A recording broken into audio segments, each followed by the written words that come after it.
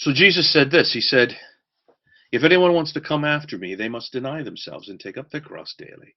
Follow me. For whoever wants to save their life will lose it. But whoever loses their life for my sake will save it. So this is Jesus's mind-blowing call, but actually, it's Jesus's mind-blowing gift. I mean, this sounds like sacrifice. This sounds like, oh, seriously, I got to deny myself. But there's a reason why this is incredibly crucial to you and me becoming love. All right? Jesus is coming after the biggest enemy of our joy and our purpose. So you and I learned something from this world. We were born with it. We were born with it. And it's called self-centeredness. Self-centeredness is the God of this world. And we see that in the Genesis 1 to 3. We see this in their, the way they kind of make excuses, the way they blame each other, the way they choose to try to take control of their life. These characters, Adam and Eve, are classic, but we do it all the time in our life. In fact, the reason why it's important to define love as agape is because love for us is more often than not a self-centered thing, right? And we say I love you, but what you really mean is I need you. I I need what you can give me, and so I love you. I want you. So often in this world, what that means. And Jesus comes to his disciples and he goes, listen, guys, I want you to understand that this God of self-centeredness, this God of you trying to take care of yourself, it's got to die. The fruit of the fall is our orphanness. We are orphans, and we are trying to take care of ourselves. That is life without God. And he is inviting us back into the vine. He is inviting us back into the family. And denying ourselves, deny themselves and take up their cross daily and follow me, is choosing to leave the life of self-sufficiency and self-centeredness, that of the orphan, right? We've all seen the movies with the clever orphan that's on the street who knows how to be street smart and can make their own way. Well, we're all that to some sense. Some of us are more effective at it than others of us who are terrible at it and end up a sucker. But what he's saying is that it was never meant for that. You weren't created for that. You were created for me. And as you choose to deny yourself, what you do is you open yourself to receive me. This is why this great challenge, right, actually is a great opportunity. Um, let me show you this.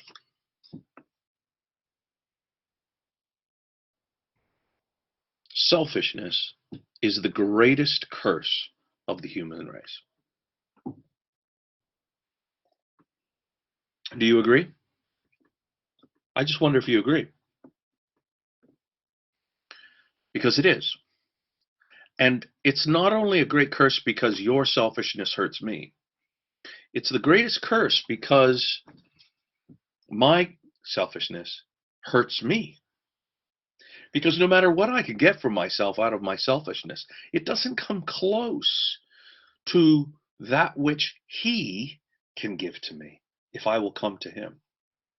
So in denying myself and laying down my life, what I'm doing is setting myself up to receive his life. So be loved, become love. That's the rhythm. Be loved, become love. Find yourself in the Father. Abide in the vine. Remain in me, right? The branch remaining in the vine. Love flows. Love becomes a lived, experienced reality. And you can lay down whatever needs to be laid down. Why? Because the deepest parts of you are satisfied in Him. Selfishness is the greatest curse of the human race because it robs humanity of that for which it was created. The other picture there, that's a bit small, isn't it? Let's do this. Well, that doesn't help. Ah, I know what I can do. Hey, there we go. Love is what is left in a relationship after all the selfishness is taken out. Now that's good. I like that a lot. Love is what is left in a relationship after all the selfishness is taken out. Do you want to know why the church in the West is seeing very little fruitfulness and very little multiplication of disciples and churches and movements? It's because we've forgotten how to love, because we've become consumers who live self centered. And we even approach our faith through self centeredness. We have baptized the words self centered, and we ought not, because right at the center of the gospel of Jesus Christ, Jesus turns to those guys and he says, listen, let me go back. He says to these guys that want to follow him in Luke 9, if anyone wants to come after me, they must deny themselves and take up their cross daily and follow me. This is what it means to be his.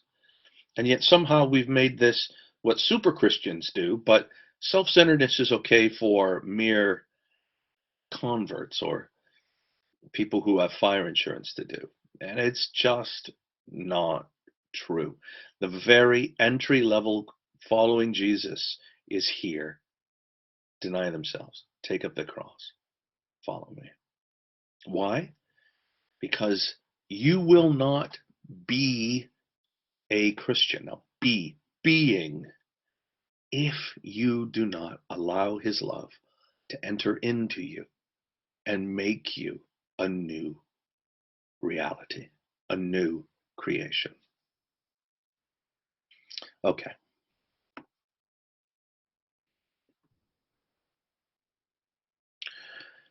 Let's look at John 13. This is the passage I referenced earlier when we were talking about John 15. He says this. This is the earlier part of the conversation. He says, a new commandment I give you, which is really huge. It means this is like something I am creating a new branch of the truth that has come from Moses all the way through the patriarchs to, through the patriarchs, through Moses, through the prophets to now. A new commandment I give you. I am crystallizing all of that truth here, that you love one another. Now, I just want to do a little grammar study with you. I think this could be really important.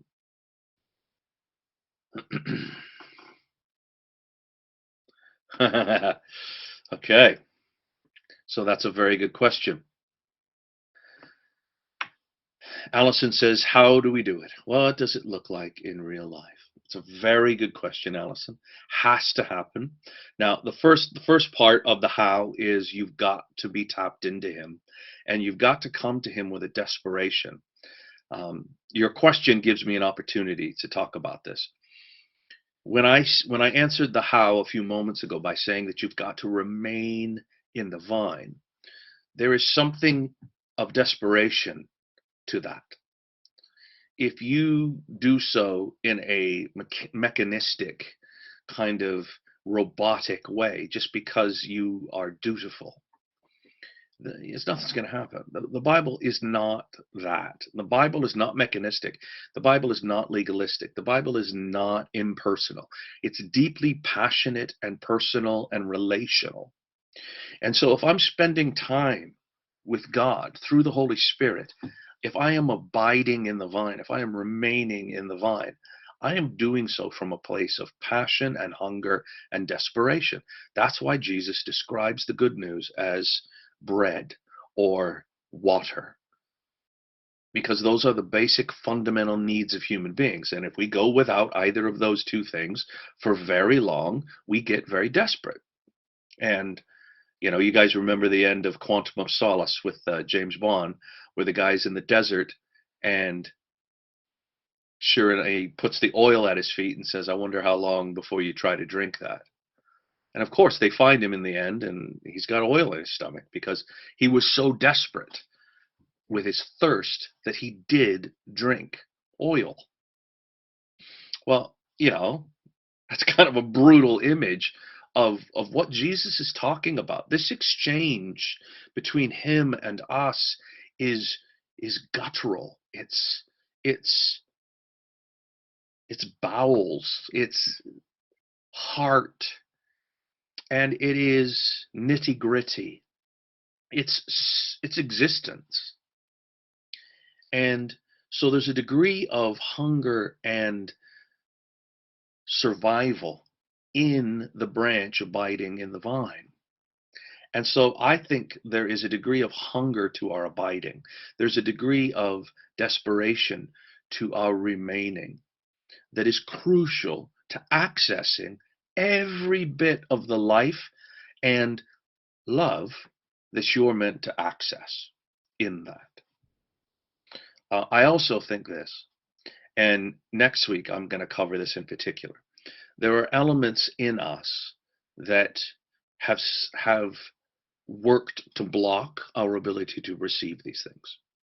Our culture works to make us self-centered, self-sufficient, independent, capable, and it rewards all those things. Why? Because it's a godless civilization. We are built on the principle of humanism.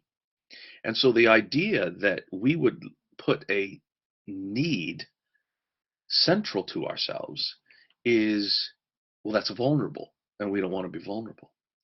And so this is right at the heart of why we need to look at whether we are able to become who we need to become in order to access it.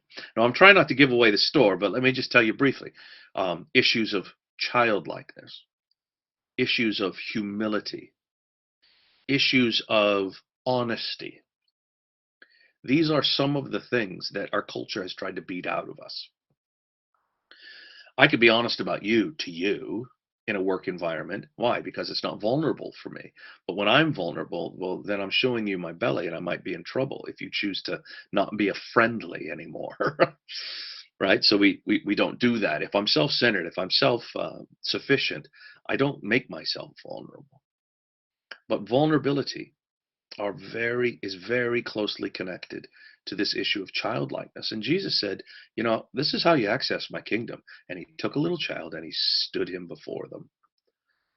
And that's the fundamental thing. But we have to relearn childlikeness because our culture has beaten it out of us. It has valued everything but the things that Christ valued. Because the things that Christ valued access his life. And most people don't think his life is an option. And so they're trying to make things work for them the opposite direction. This is genuinely something where we are living against the grain around us. And sometimes we forget that, but these moments remind us of that. I hope that's helpful. I am going to flesh that out the whole week next week. And that'll be up there. So I hope that's a little bit helpful. He says here, a new command I give you that you love one another. Now that is every word used in this passage, this word love, is the word agape. Okay? It's the only word being used. It's not eros, it's not phileo, which is friendship love. It's agape, which is giving away my life so that another can know life. Okay? I give to you, that you love one another. Now, it is a verb. Love is a verb. It's an action. It's present, which means it's continuous, and it is active, meaning it's not just something you think or something you believe. It's something you do. It's a verb, it's present, and it's active. You're very welcome, Simon. You're very welcome. I think vines are a fascinating plant. Oh, you've also shown this one. Let me show this one up here. I think vines are a fascinating plant when you look at them as the image. The drier and hotter, the more they push their taproot, and the better the grapes. It's the truth, mate. It's the truth. Yep. I mean, actually, what I'll try to do is I'll try to access Simon. I'll try to access my buddy Mick's teaching in his vineyard that he did on John 15 and see if I can get it for you, because I think you would find that absolutely fascinating. It's very, very good. So, a new commandment I give you. This I am bringing all of the Old Testament and the patriarchs and the prophets together, and I'm funneling it into a singular truth for you, i.e., a new commandment. Love one another. Love one another. And it's a verb, it's present, so it's continuous, and it's active. Right? Even as I have loved. Now, that is also a verb. It is also active, but it is aorist, which means it happened at a point in time. And what he's talking about here is the cross. That you also, even as I have loved you, that you also love one another. And he reiterates it, verb, present, active. By this, by you loving one another, all humans will know that you are mine. So if love, agape, you have. And this is the thing. He said it differently here. And it's very interesting that John made this shift in the Greek. Because first of all, he said love, verb, present, active. Love, verb, present, active. And here he says, if love you have. If love, agape, you have. Possess, become, or have. Gosh, so many people I know are trying to live the Christian life when they don't have possession of love. We will be able to love, verb, present tense, active, in our own strength some. But very quickly, we're going to run out of gas and we're going to start to resent it and we're going to start to burn out. I hear that word a lot in the church. I hear that word a lot from Christians. A lot of Christians are really excited about the teaching about Sabbath. And I agree 100% with the truth of Sabbath and that the life of Christ comes from rest in Him. But very few of us are anywhere near burning out. We're just unloving. Why? Because we don't possess love. Therefore, we cannot become love. And the only place where you can come to possess agape is in the quiet place with the Father.